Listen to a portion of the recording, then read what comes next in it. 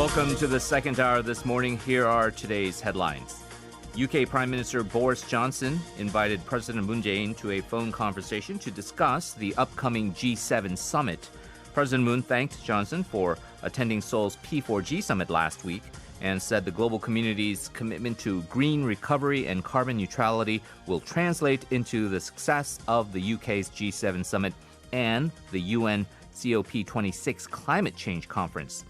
Johnson welcomed the president's willingness to contribute to the G7 summit and expressed great enthusiasm for expanding exchanges with Korea as he underscored that Korea is an important partner of the UK.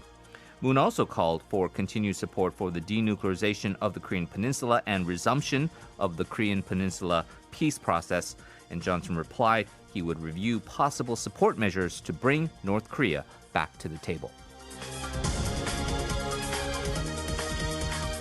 According to a National Barometer Survey conducted by Embrain Public, Kstat, Korea Research, and Hanguk Research, young politician Lee Jun-suk, currently in the race for the PPP leadership position, came in first with 36% support, outranking his heavyweight opponents Na Kyung-won and Ju Ho-young by more than threefold.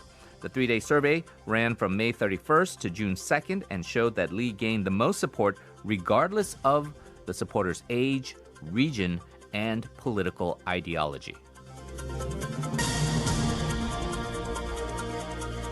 Beijing is launching a large-scale real-world trial for the digital yuan, known as the Digital Renminbi or e-CNY.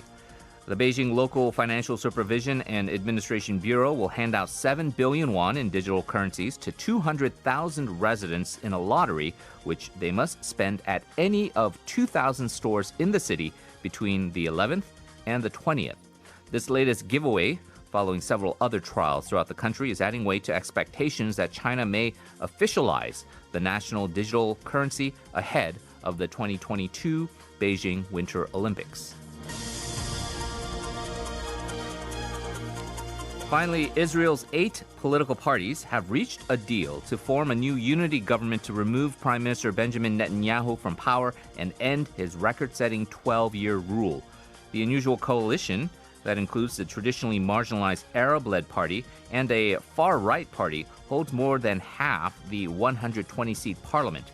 After ousting Netanyahu, the alliance would be led by right-wing millionaire Naftali Bennett until 2023, and then by the centrist opposition leader Yair Lapid until 2025.